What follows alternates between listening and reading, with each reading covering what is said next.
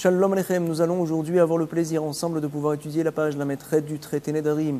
Nous avions vu à la page Lamed Zayin, au verso de la page 11 lignes avant la fin de l'enseignement de Rabbi Yitzhak, qu'il y a 4 choses particulières, à savoir tout d'abord Mikra Sofrim, Itur Sofrim, Karian Veloktivan. Ces choses-là ont été enseignées par Hashem Barar à Moshe Rabbeinu sur le Har Sinaï. Mikra Sofrim, il y a certains mots comme Eretz, Shamaim, Mitzrayim, qui sont dits différemment lorsqu'ils sont au milieu d'une phrase ou à la fin d'une phrase. Par exemple, Eretz, en fin de phrase, on dira Aretz. Il y a également Itur Sofrim, certains mots qui sont rajoutés dans la Torah pour pouvoir mieux comprendre le sens des phrases.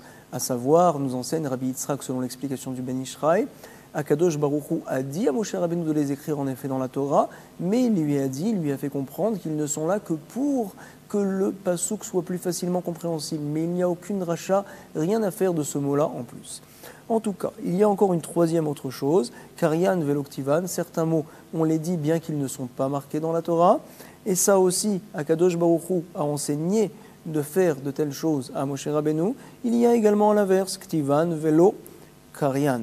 Nous avions rapporté l'exemple de Na Deislar, ce mot-là en effet, Ktivan, il est marqué dans Melachim, mais on n'a pas l'habitude de le dire lorsqu'on lit Melachim.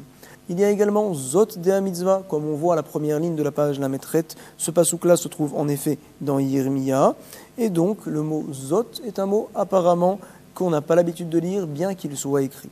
D'autres comprennent qu'on parle en effet ici du pasouk qui se trouve dans Dvarim, mais je vais vous le lire tout de suite, dans la Torah. Il y a également un autre pasouk où il est marqué le mot Zot. Nous sommes donc maintenant au recto de la page Lamed Chet, à la première ligne. Ce pasouk-là se trouve, selon le Mefarej, selon le Ran également, dans Yirmiya. D'autres expliquent que ça se trouve tout simplement dans Dvarim, dans le Deutéronome, dans la Torah, et nous allons lire le pasouk tout de suite. Vezot ha-mitzvah, rukim va-mishpatim, voici la mitzvah, les lois, asher tziva Hashem, elokechem, lelamed etchem, que Dieu a ordonné de vous enseigner, afin que vous les réalisiez quand vous serez en Eretz Israël, la sod ba'aretz asher atem ovrim shama lerishta, lorsque vous allez hériter de la terre. Voici les mitzvot qui dépendent d'Eretz Israël, bien sûr. Le mot Zot, bien qu'il soit écrit, on n'a pas l'habitude de le lire. Il y a également Yidroch de Adorer. Le pasouk parle là-bas dans Yirmiya, comme quoi le Ham Israël aura des punitions en Bavel du fait qu'ils ont fait certaines avérotes. Et donc dit à Kadosh Baruch Hu Yirmiya qu'il ne range pas son sabre, qu'il ne range pas son arc, le cavalier, lorsqu'il viendra punir Babylone. Et donc Yidroch de Adorer, c'est-à-dire ranger entre guillemets l'arc, alors ce mot-là, bien qu'il est écrit, on ne le lit pas, comme ça nous a enseigné dans la Gemara. Également, Chamesh, ce mot-là, des Peat HaNegev, bien qu'il soit écrit, nous n'avons encore une fois pas l'habitude de le lire. Il y a également un autre pasouk où il est marqué Ki, ça se trouve dans Route, Ki Hagoel, et donc nous dit la Gemara ici à la deuxième ligne, Halin, tous ces mots-là, Kadvan, ils sont marqués, c'est vrai, Velokarian, mais on ne les lit pas. Nous dit la Gemara Amar Ravacha Barada. En Eretz Israël, Bema Arava, Paskin Lehadin Piska, il découpe, on va dire, ce pasouk-là que l'on va citer tout de suite, l'etletla psukim, en 3 psukim différents. Il le sépare. À savoir, il est marqué donc dans la Torah, Vayomer Hashem el Moshe, Hinne anochi ba elecha be'ave'anan. Akadosh Baruch Hu dit à Moshe, voici, Hinne anochi ba elecha, je viens vers toi, be'ave'anan, dans une nuée de gloire, be'avur yishma ha'am, pour que le peuple entende, Be d'abri imar, que je parle avec toi, vegam becha, et même en toi, ils croiront pour toujours, ya'aminu le olam. Vayeged Moshe et divrei ha'am el Hashem. Et donc Moshe a rapporté les paroles d'Akadosh Baruch Hu au peuple. Vayeged Moshe et divrei ha'am el Hashem. Et donc ce pasouk-là, en fait, en Eretz Israël, nous allons le découper en 3 psukim. Pourquoi ? C'est parce que si jamais on le lit en un seul pasouk, on risquerait de comprendre que Hachem vient se dévoiler dans une nuée de gloire afin que le Ham Israël croit par la suite que Moshe Rabbeinu, tout ce qu'il dit, il ne l'invente pas, mais il le reçoit du bon Dieu, il le reçoit d'Akadosh Baruch Hu. Ce n'est pas la vraie compréhension. Le pasouk doit être vraiment coupé pour qu'on puisse bien le comprendre, à savoir, Hachem vient et se dévoile dans une nuée de gloire à Moshe Rabbeinu. Point, sans raison. Par la suite, je parle avec toi, et le Ham Israël, par cette chose-là, comprend que toutes tes paroles, elles viennent de Dieu et ce n'est pas toi qui les inventes. Donc le pasouk est découpé. Puisqu'on le découpe, comme ça tiennent les Chachamim, on va le découper également en 3 parties. Non pas seulement en 2 psukim, mais en 3 psukim. Parce qu'on n'a jamais vu dans un pasouk où en même temps Hachem parle à Moshe et dans la fin du pasouk, Moshe, cette fois, parle au peuple d'Israël. C'est la raison pour laquelle Vayaged Moshe Rabbeinu donc a parlé, a rapporté ses paroles par la suite au Ham Israël. C'est donc un pasouk différent. C'est ce que l'on voit tout de suite dans la Gemara. Halin Kadvan Velokarian tout d'abord, et encore une fois l'enseignement de Ravacha Barada, en Eretz Israël Bema Arava, Paskin, Leadin, Piska, on découpe ce pasouk là qu'on va voir, les Latapsukin en 3 psukim. Vayomer Hashem El Moshe, Hinne Anochi Baelecha, Beave Anan, voici que je viens devant toi, Beave Anan, dans une nuée de gloire. Amar Rabbi Chama Bar Chanina, nous sommes à la 6e ligne, autre enseignement formidable. Loé Shir Moshe, et la Mipsolatan Shel Luchot. Incroyable. Comment Moshe Rabbeinu est devenu riche? On sait que les Luchot étaient faits d'une matière qui s'appelait Sanpirion. C'était une matière qui valait beaucoup d'argent. Et donc, justement, Moshe Rabbeinu est devenu riche par les restes, entre guillemets, des Luchot, des tables de la loi, qu'il a taillées, qu'il a coupées. Incroyable. Nous allons relire encore une fois dans les mots et par la suite nous allons voir le Ben Ishraï. Amar Rabbi Chama Bar Chanina, Lo Eshir Moshe Ela. Lo Ela, c'est ne que. Il n'a été riche Moshe que Mipsolatan Shel Luchon, grâce aux obsolètes, entre guillemets, les restes des Luchot Abrit, c'est-à-dire des tables de la loi. Chez Nehemar, Pesol Lecha Shten Luchot Avanim, Karishonim, puisqu'il est marqué Lecha, découpe pour toi 2 tables de la loi comme les premières, je comprends, Pesolotan Shelcha Yehe, c'est-à-dire donc les restes des tables de la loi, sera en effet pour toi. Nous allons lire tout de suite le Ben Ishraï. Ceux qui lisent la Gemara de manière simple, on va dire, comprennent que la page toute des mots que l'on voit tout de suite, c'est pour nous apprendre qu'il s'est enrichi grâce au reste des Luchot. C'était donc des pierres très importante qui valait beaucoup au Machar obsolète, Bedamim Yekarim, Benitacher. Et en effet, il a vendu les restes et il a gagné beaucoup d'argent, Benitacher. Ah, cependant, Behemet, Kol Ish Maskil, Venavom, toute personne intelligente qui réfléchit, Lo Yirtse Lekabel Pshadze, ne voudra en aucun cas recevoir cette compréhension-là. L'Omar des Moshe Rabbeinu, dire que Moshe Rabbeinu alav shalom a sa srora, il a fait donc srora des affaires, Bamesh Nishar Beyado, Mipisou la Luchot, par justement ces pierres-là qui sont restées entre ses mains, Share Kodesh Shamaim, c'est Kodesh, ces pierres-là, elles sont saintes, donc ce n'est pas possible une telle chose. Ve'afilou imnomar, et même si nous viendrons à dire chez l'Omachram et là Nisharu Etzlo, qu'il ne les a pas vendus, il les a gardés. Alors si c'est comme ça, en aucun cas il est riche. Erzenikra Osher, puisque de toute manière il ne peut pas les utiliser, Imlo Yishtamesh Bahem, Velo Yehenemehem, puisqu'il ne pourra pas en profiter. Forcément, il y a une compréhension très profonde, nous dit le Ben Ishraï, selon les paroles du Harizal. Nous avons pour l'instant la question, la réponse on la met de côté, mais qu'on sache que la Gemara ici reste à être comprise de manière très profonde. En tout cas, nous rapporte la Gemara, pour l'instant, un autre enseignement. Amar Rabbi aussi, Be Rabbi Hanina, nous sommes 9 lignes, à la 9e ligne. L'onitna Torah est là, les Moshe ou les Aaron. Incroyable, la Torah a été donnée par Akadosh Baruch Hu uniquement pour Moshe Rabbeinu et pour la génération qui était présente à ce moment-là. Et donc pas pour transmettre de génération en génération. Incroyable. Shenemar, Ketov Lecha, Pesol Lecha, écrit pour toi la Torah. Pesol Lecha, taille toi les pierres, les tables de la loi. Mapsolatan Shelcha, de la même manière que les psolettes, le reste des pierres, des tables de la loi est pour toi. Alors également le Ktav, ce qui est marqué dans la Torah, c'est pour toi. Aftaran Shelcha. Moshe Nahag ba Tovat Ayin, nous enseigne la Mora. Sache que Moshe Rabbeinu a été Noeg, Tovat Ayin, il a eu un bon œil, on va dire, et il a voulu donner, transmettre la Torah au Ham Israël. Et comme il est dit justement dans le Pasuk, Ve'alav hakatuv omer, Tov Ayin, celui qui a un bon œil, Hu Yevorach, lui, recevra justement des brachot. Métiv, Rav Rizda nous rapporte la Gemara. Nous avons une objection, en aucun cas la Torah a été donnée pour tout le Ham Israël. Il est marqué dans le Pasuk Veoti, Tziva Hashem, Ba'etaï. Et donc moi, dit Moshe Rabbeinu, m'a ordonné à Kadosh Baruch Hu Ba'etaï à ce moment-là, l'Elamed Etrem de vous enseigner en effet la Torah. Veoti Tziva, Ve'ani Lechem, tout simplement. Comment on comprend ce pasouk-là? On voit apparemment du pasouk que Akadosh Baruch Hu a dit à Moshe d'enseigner l'Elamed Etrem, la Torah, à tout le Ham Israël. Nous disons non. La Gemara dit ce n'est pas une preuve contre ce que nous a enseigné la Mora, parce qu'on peut comprendre comme ça. Veoti Tziva, c'est vrai Hachem, à moi il m'a ordonné, Ve'ani Lechem, et moi je vous ai transmis tout ce qu'il m'a enseigné. Mais Behemet, ce n'était que pour moi au départ. Autre pasouk nous rapporte la Gemara, regardez, dit Moshe Rabbeinu Ham Israël, je vous ai enseigné Chukim Mishpatim, différentes lois Kasher tzivani Hashem, comme Akadosh Baruch Hu m'a ordonné, Hashem Elokai. Ah, donc nous voyons que Hashem lui a ordonné de transmettre la Torah. Répond la Gemara, non. Otit Siva veut dire Moshe Rabbeinu, il m'a ordonné à moi, et moi je vous l'ai transmis, Ve'ani lachem. Donc ce n'est pas une preuve. Autre preuve, Ve'ata, Kidvu lachem et Ashira Azot, dit Moshe Rabbeinu, maintenant, écrivez cette chanson-là, ce chant. On voit que c'est Hachem qui a demandé une telle chose, et donc finalement, ce chant c'est quoi? C'est toute la Torah est pour tout l'homme Israël. La Gemara nous dit non. De quel chant parle-t-on? On parle uniquement de la Parashat Haazinu, dont on fait référence maintenant dans le Deutéronome, dans Dvarim. Azot Ashira. Shira lichudé, répond la Gemara. Autre pasouk. Leman tihieli Ashira Azot le'ed. Pour que ce chant-là soit pour moi un témoignage, Bivne Israël, devant le Ham Israël, de toutes les mitzvot. Forcément, on parle d'une chanson, pas forcément à Haazinu, mais toute la Torah. Et donc on voit que toute la Torah est pour le Ham Israël. Nous sommes obligés d'expliquer à la Mora ce qu'il a voulu dire différemment, et là, pilpula be'alma. À savoir, au sujet du pilpoul, la compréhension en profondeur de la Torah n'était au départ que pour Moshe Rabbeinu et pour sa génération. Ils ont été noek tovataïn, on va dire. Ils ont eu un bon œil, Moshe Bemeyuchad, et il a transmis la Torah pour tout le Ham Israël, même les compréhensions profondes de la Torah, pilpula be'alma.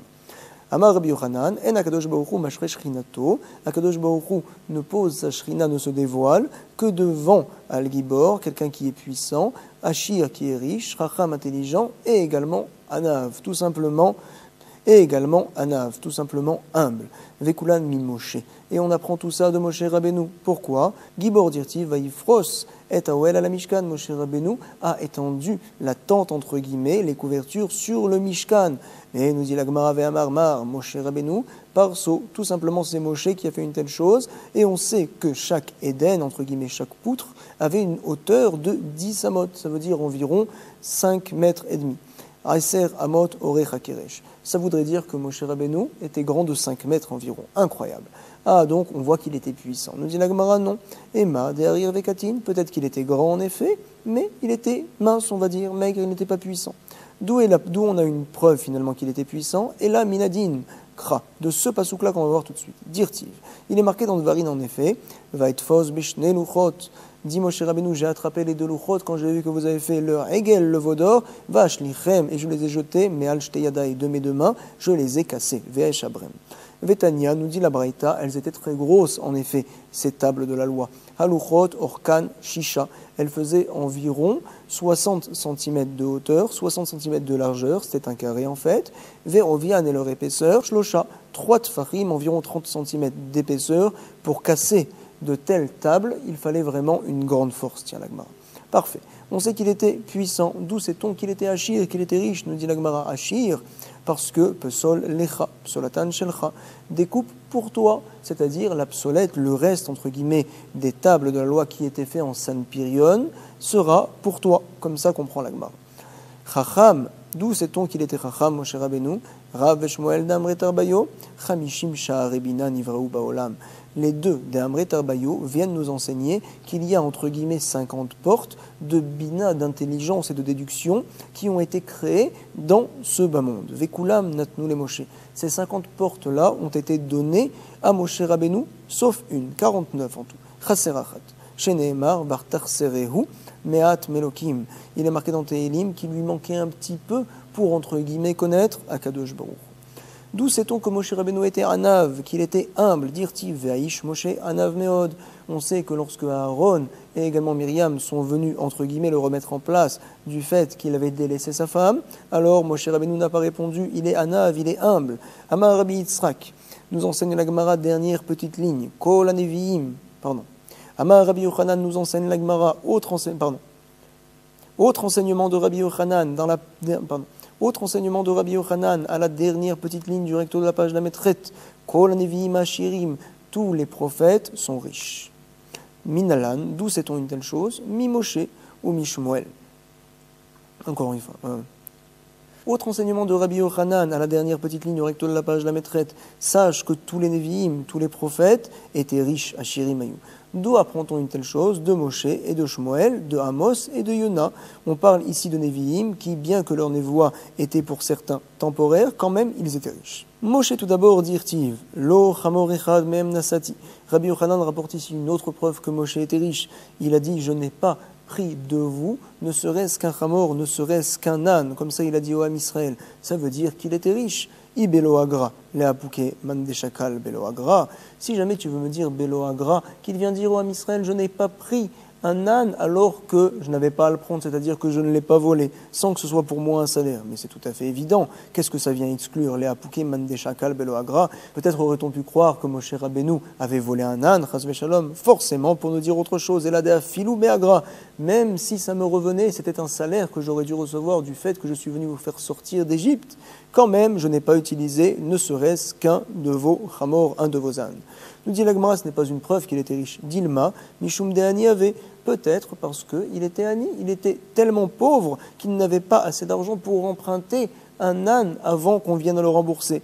D'autres, le Roche parmi eux, expliquent ici, Dilma Mishum de Anav, il a une gersa différemment, parce qu'il était humble et donc il n'a pas voulu prendre un âne au Ham Israël, tout simplement.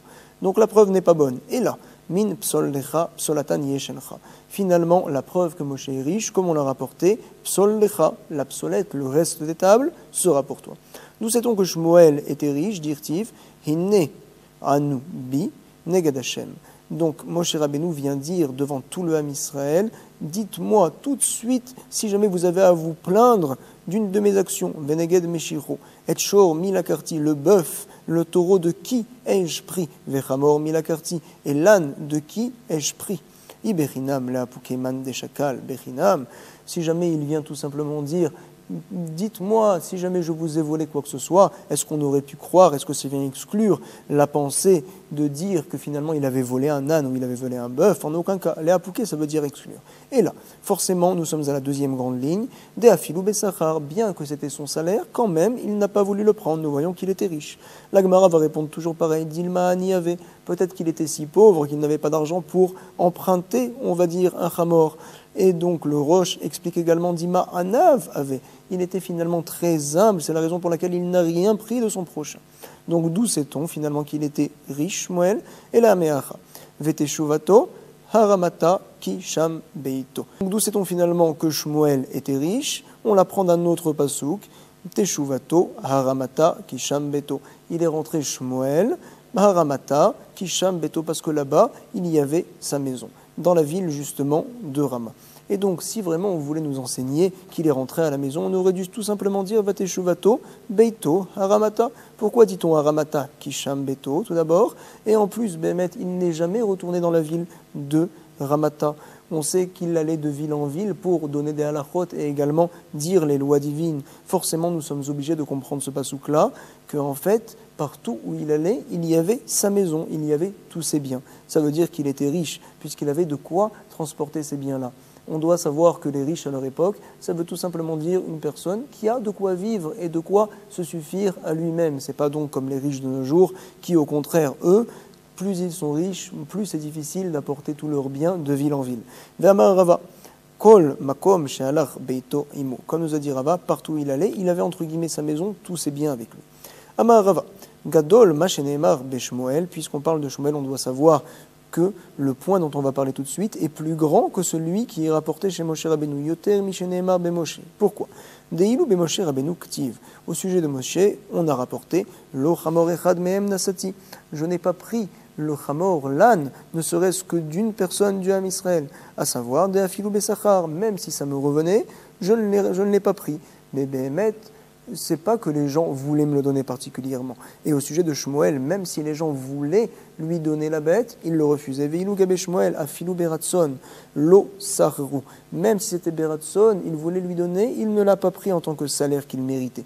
Pourquoi? Vayomrou, voici ce qu'a répondu l'âme Israël à Shmuel. En vérité, tu nous as rien fait, jamais. Lo hashaktanu, velo ratsotenu. Même si on voulait du lachon ratson, vouloir, même si on voulait te donner des choses en tant que salaire, tu n'as jamais voulu accepter. On voit qu'il était riche. D'où sait-on que Amos, un autre Navi, était riche? Il est marqué Cette fois, Vayan Amos, Vayomer El Amatsia. Amatsia voulait dire que Amos était un faux navi, un faux prophète, et qu'il parlait pour gagner de l'argent. Lo navi anochi velo ben navi anochi, ki boker anochi ve bolem shekamim. Oh, bolem shekamim, comment va-t-on traduire ces mots-là? La réponse de Amos, Kedemetargem Rav Yosef, comme traduit Rav Yosef, il traduit souvent des psukim.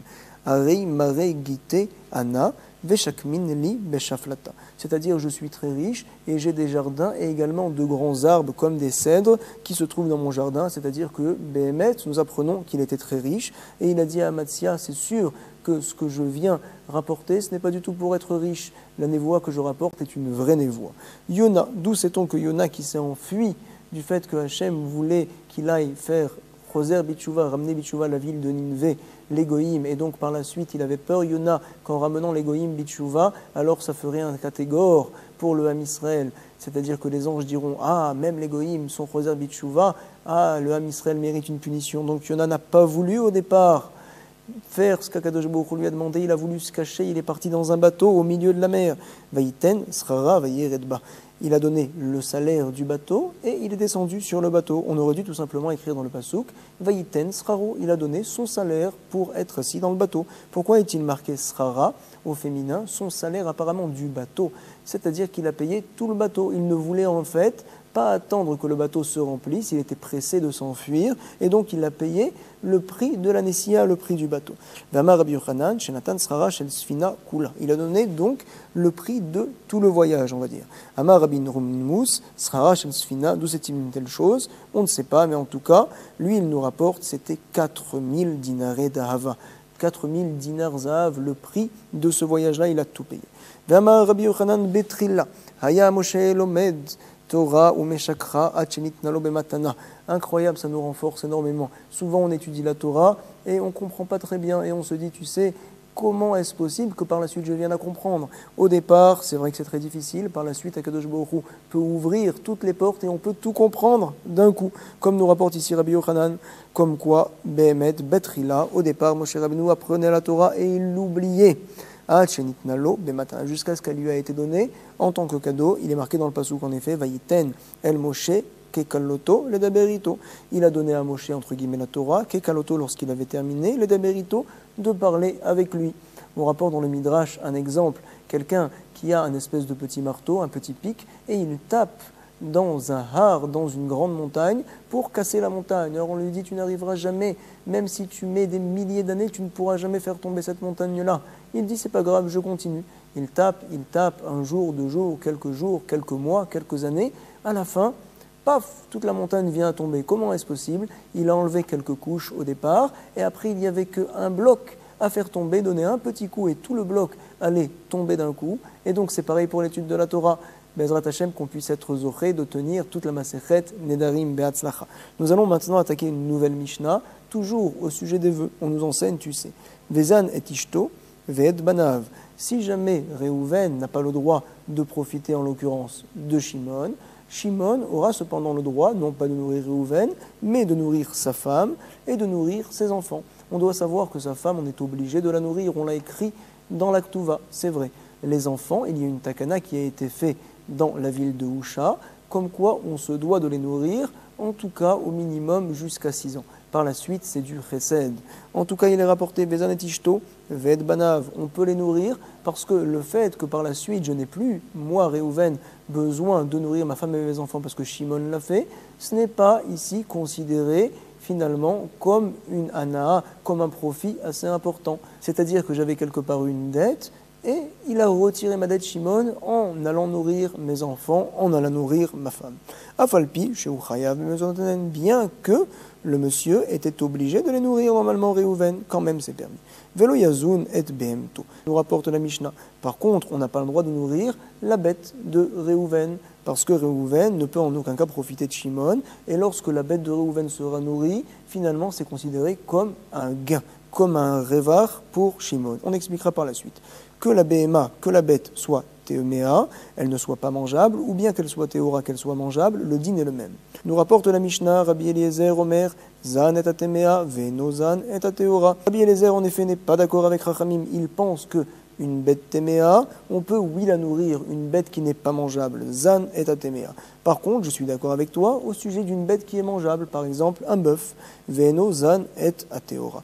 On expliquera qu'un bœuf, lorsqu'on le fait manger, on l'engraisse, et donc finalement c'est un gain. Par la suite, je mangerai plus de viande. Par contre, une bête qui est téméa, qu'on ne peut pas manger de toute manière, alors, selon Rabbi Eliezer en tout cas, ce n'est pas considéré comme un gain si jamais elle est engraissée, si jamais elle mange bien. Amroulo, ma ben téméa la théora. Chachamim ont dit franchement, quelle est la différence entre une bête téméa et une bête théora? Amar lehu, voici la différence. Sha théora, nafshala shamaim, vegufa, shelo. La théora, une bête qui est mangeable, qui est cachère, nafshala shamaim, lorsque son nefesh, son esprit, entre guillemets, monte au ciel, qu'elle est morte, on lui a fait la shrita, gufa shelo, le corps reste, on peut le manger. Donc quand la bête est engraissée, alors c'est un révar pour Réhouven. Par contre, la téméa, lorsqu'elle est tuée, son corps également monte au ciel, non seulement son esprit, nafsha vegufa la shamaim. Voici la réponse de Chachamim à Rabbi Eliezer Amroulo. Afatemea nafsha la shamaim, même au sujet d'une bête qui n'est pas mangeable, lorsque son esprit, entre guillemets, monte au ciel lorsqu'elle est morte, il reste le corps quand même, vegufa, shelo. Pourquoi? Parce qu'il peut la vendre, cette bête-là, au goyim, sheim yirtse, hareu, mochera, la ovde kochavim, o ma'achila la klavim, ou bien par exemple, il peut la donner à manger à ses chiens, donc c'est considéré, oui, comme un profit. On devrait dire que selon Rabbi Eliezer, ce profit-là est trop petit pour que l'on considère ça comme un issour au sujet du neder. Nous enseigne la Gemara à la 4e ligne, au verso de la page la maîtrette, Amar Rav Yitzhak bar Hanania, Amar Ravuna. Amoderana michavero mutar leasilo bito. Incroyable. Réhouven a été moderana par rapport à Shimon. On ne sait pas qui c'est qui ne peut pas profiter de l'autre, on va le voir tout de suite. Et en tout cas, Réhouven peut marier sa fille à Shimon. C'est ce qu'on apprend tout de suite.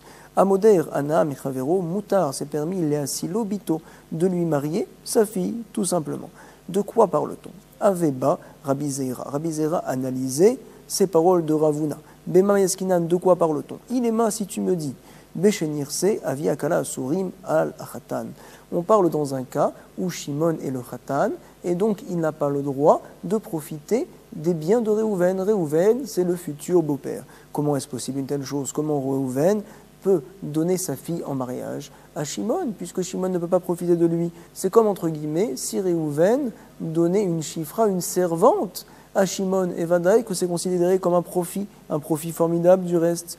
Il est ma, Beshenir se aviakala asurim alachatan, hare, voici que Moserlo chifra les chamchos, il est Moser, il lui donne une chifra, une servante, entre guillemets, les chamchos, pour le servir, donc c'est Vadaï considéré comme un gain. Nous devons savoir qu'une fille jusqu'à l'âge de 12 ans et 6 mois peut être, entre guillemets, donnée, vendue par le père, ce qu'on appelle une ama ivria, à quelqu'un pour qu'elle le serve. Et également, il a le droit, le père, de marier sa fille à qui bon le semble. Behemet, c'est considéré comme un grand srout, c'est entre les mains du père, il a cette possibilité-là, et donc ici, Shimon profiterait vraiment de Réhouven, ça devrait être interdit. Comme ça vient se demander Rabbi Zeira sur l'enseignement de Ravuna. Forcément, nous parlons d'un cas différent, nous dit la Gemara. Et là, Benirse Khatan Asurim Alaviakala. On parle que les biens du Khatan sont interdits au futur beau-père. Et donc, on voudrait nous apprendre que le beau-père peut marier sa fille, justement, au futur Khatan. Il n'y a aucun problème, bien que le beau-père n'a pas le droit de profiter du Khatan. Mais c'est tout à fait évident qu'il peut marier sa fille, puisque Behemet, Shimon, lorsque Réhouven n'a pas le droit de profiter de Shimon, peut, on avait dit dans la Mishnah, nourrir même sa femme et ses enfants. Donc ici aussi, quelque part, c'est comme si il nourrissait sa femme, c'est-à-dire la fille de Réhouven, sans aucun problème, il pourrait faire une telle chose. Nous ne voyons pas quel est le chidouche que vient nous rapporter ici Ravuna. Nous allons relire ça dans les mots. Nous dit la Gemara. Ela benir sechatan asurin alavi akala gedola mizu. Nous avons vu encore plus que ça. Amrou zanet ishto ved banav. En effet, on peut nourrir la femme, on peut nourrir les enfants. Ve'afalpi sheu chayav mezotan. Bien que le mari est obligé de nourrir sa femme, de nourrir ses enfants, mais ce n'était pas un profit assez grand pour que ça soit interdit en tant que néder. Donc, qu'est-ce que vient nous enseigner Ravuna? Que finalement le père peut donner sa fille au khatan, bien qu'il ne peut pas profiter des biens du khatan. Nous allons relire l'exclamation dans les mots. Veat amarta, et toi tu nous dis mutar leasi lobito. Forcément, qu'est-ce que voulait nous enseigner Ravuna? Leolam beshenirse avikala asurin al khatan. Nous revenons à dire finalement que l'on parle dans un cas où les biens du futur beau-père sont interdits au khatan. Comment se fait-il que finalement le Khatan peut profiter du fait que le beau-père lui donne maintenant sa fille. Apparemment, sa fille, ça fait partie de ses biens, on va dire. C'est une jeune fille, c'est un enfant, et donc le Réchout est entre les mains du père de la marier, comme ça nous dit la Gemara. Qu'est-ce que l'on parle ici? On parle d'une fille qui est grande, ou Bébito Bogueret. Elle a en effet plus que 12 ans et 6 mois, et elle a le droit, elle, de décider toute seule avec qui elle va se marier. Bien que, nous rapporte Tosfot, comme quoi, finalement, le papa est en train de discuter avec sa fille et lui dit, tu sais, va te marier avec lui. Je pourrais considérer ça comme un profit parce qu'il est en train de m'aider, mon futur beau-père, à ce que je puisse me marier avec madame. Quand même, ce ne sont que des paroles, donc c'est oui permis, je peux profiter d'une telle chose. Nous allons lire les mots de Tosfot, Bébito Bogeret, Demidata. On parle d'une grande fille et elle se marie selon sa volonté. Vekamash Malan, que vient-on m'apprendre dans la Mishnah? Afralgav, bien que chez Umedaber Ima, bien qu'il parle avec lui, le papa, il parle à sa fille pour l'amener à se marier avec le futur gendre, ou Massi Aetzala, il lui donne des conseils, les Inaselo de se marier avec lui, Anat, Libour, Lo Mikreana. Quand même, le plaisir de ces paroles-là n'est pas considéré comme un réel plaisir, comme un vrai profit. Donc, Behemet, c'est oui permis, bien que le futur Khatan ne peut pas profiter des biens, on va dire, de son beau-père. C'est ce que vient nous enseigner justement Rav Huna. Nous allons confirmer ça avec une braïta, Tanya Namiachi. Amoder Ana Michavero, Asur Lea Silobito. Quelqu'un qui est moderne de son ami, il n'a pas le droit de lui marier sa fille. Par contre, il peut lui marier sa grande fille. Aval Masio, Bito, Bogeret ou Medata. On parle toujours de la même chose, à savoir que le futur Khatan ne peut profiter des biens de son beau-père, mais comme elle est grande, ce n'est pas considéré entre guillemets comme ses biens. La fille, en effet, décide elle-même de se marier. Amar Rabbi Yaakov, Amadir, Beno, le Talmud Torah, Mutar, le Malot, lo Chavit Shel Maïm. À savoir, lorsque Réhouven dit je fais un éder de ne pas profiter des biens de mon fils parce que je veux qu'il soit plongé dans la Torah tout le temps. Je ne veux pas profiter de lui en aucun cas. Quand même, nous enseigne la Gemara, Mutar le malot lo chavit shel maïm, il aura le droit, son fils, de lui remplir un chavit, un tonneau d'eau, parce que des profits si petits, on va dire, la personne n'a pas pensé à de tels profits lorsqu'il a fait son éder. Vadaï, prendre de mon fils un chavit d'eau, oui, Bémet, je peux lui demander, ce n'est pas considéré comme interdit. Ou les adliklo et aner, le fils peut également lui allumer la lumière, comme ça nous rapporte la Gemara. Rabbi Yitzhak Amar letzalot lo dag katan, il peut même lui griller un petit poisson, ce ne sont pas de vrais ana. Autre enseignement, cette fois de Rabbi Yirmia au nom de Rabbi Yochanan, Amoder ana michavero, quelqu'un qui s'interdit de profiter de son ami, mutar le hashkoto, kos shel shalom. Quand même, Réhouven ne peut pas profiter de Shimon, Shimon peut quand même lui apporter un verre de paix, un verre de shalom. Qu'est-ce qu'un verre de shalom? Maïniou. Achatargimou, ils ont traduit, ici nous rapporte la Gemara, nous sommes à la dernière petite ligne, Kosh Shelbet Avel. Qu'est-ce que le Kosh Shelbet Avel? Le verre de l'endeuillé. On lui servait un verre de vin pour faire passer ses tristesses. Et pourquoi l'appelait-on Kos Shel Shalom, le verre de la paix? Parce qu'en effet, on avait l'habitude tous de s'asseoir, tous ses proches, tous ses amis, s'asseoir autour de lui, autour du Havel, autour de l'endeuillé, pour lui faire passer sa tristesse. Donc Béhémet, ce n'est pas considéré comme un grand profit. On peut lui servir un verre de vin, bien qu'il n'a pas le droit de profiter de nous. Maïnihu, achatirgemu, kosh shel bet havel, et en Eretz Israël, ils disent que c'est autre chose, le kosh shel shalom. Bemarav ambre, kos shel bet amechatz. On parle du verre d'eau qu'on avait l'habitude de servir à la fin des bains publics. Une personne qui allait se nettoyer, elle avait très soif par la suite, on lui servait un petit verre d'eau. C'est considéré comme des profits si simples que finalement on se dit la personne quand elle a fait le vœu, elle n'a jamais voulu s'interdire de tels profits parce que Bémetz n'est considéré presque comme un rien. Nous avions vu dans la Mishnah Velo Yazunet Behemto, Ben Temea, Ben Teora. Les Chachamim pensent qu'on n'a pas le droit de nourrir la bête de la personne qui ne peut profiter de nous, que cette bête-là soit Teora, pure, mangeable, ou bien qu'elle soit Temea, immangeable, pas cachère. Braïta, Tania, Yoshua, Ish Uza Omer, Zan, Avadav, Veshifrotav. Réhouven ne peut pas profiter de Shimon en effet, mais Shimon peut cependant nourrir ses serviteurs, ses servantes, Goy également, il peut les nourrir, bien qu'ils appartiennent à Réhouven, et finalement c'est considéré comme un révar. On avait dit qu'on ne peut pas nourrir la bête de Réhouven, mais par contre, son serviteur, sa servante, on peut oui les nourrir. Quelle est la raison pour laquelle c'est permis? Finalement, parce que la bête est engraissée, la bête vaut plus cher, mais le serviteur, la servante, quand elle va être plus grosse, plus lourde, on va dire, ça ne va pas beaucoup aider Réhouven, ça ne va pas l'aider. Velo yazun et behemto, ben temea ben teora, Maïtama, l'Agmara explique la raison de la différence. Avadav veshifrota vakenaanim, son serviteur, sa servante, les mancharuta avidan. Ils mangent tout simplement pour prendre du plaisir pour eux, et finalement ce n'est pas un révar pour Réhouven. Par contre, Behema, les pituma avida, la bête est faite pour être engraissée. Lorsqu'elle mange, ça l'engraisse, et donc par la suite Réhouven va gagner, il va avoir beaucoup de révar. Nous allons avoir également beaucoup de révar en lisant la prochaine Mishnah, on l'expliquera par la suite. Amodé Rana Michavero, quelqu'un qui fait un éder de ne pas profiter de son ami. Dans quel sens? On verra par la suite. En tout cas, venir nas levakro. Il a le droit de venir le voir, de lui faire ce qu'on appelle la mitzvah de Bikur Cholim, d'aller le voir quand il est malade. Omed aval lo yoshev, il a le droit de rester debout, mais il n'a pas le droit de s'asseoir devant le malade. On en parlera. Ou merapeu refouat nefesh. Il peut lui donner une guérison qu'on appelle ici refouat nefesh, mais pas une refouat mamon. Aval lo refouat mamon. La Gemara voudra comprendre au départ comme quoi il peut guérir son ami de manière gratuite, c'est-à-dire lui faire un soin qu'en général on n'a pas l'habitude de payer. Par contre, un soin qui en général coûte beaucoup d'argent, ce n'est pas possible de le faire. On en parlera par la suite, Be'ezrat Hashem. En tout cas, nous avons vu à la page de la maîtrette que Akadosh Baruch Hu tout d'abord, Eshoré Sherinato, se dévoile à une personne qui est puissante, qui est également riche, qui est également anav, qui est humble et qui est également chacham. Comme ça, cette personne-là n'a besoin de personne d'autre. C'est-à-dire qu'il est entièrement Akadosh Baruch Hu. Comme on voit, Eliyahu Hanavi ne faisait jamais de Hanoufa, il était toujours droit avec les gens, finalement il n'avait besoin de personne, et c'est ce qui aide à être vraiment tzaddik. Quand on essaye de faire plaisir à un tel pour essayer d'avoir de tel et tel gain, alors finalement par la suite on est moins entier avec Akadosh Baruch Hu, et le maître du monde ne dévoile pas sa shrina à ceux qui n'ont pas ces 4 qualités. En tout cas, nous avons vu également une autre Mishnah qui nous rapporte que Réhouven, lorsqu'il n'a pas le droit de profiter de Shimon, Shimon, cependant, peut nourrir la femme de Réhouven, peut nourrir également les enfants de Réhouven, c'est tout à fait permis. Selon Chachamim, par contre, il n'a pas le droit de nourrir la bête, les animaux de Réhouven, que ce soit des animaux mangeables ou pas.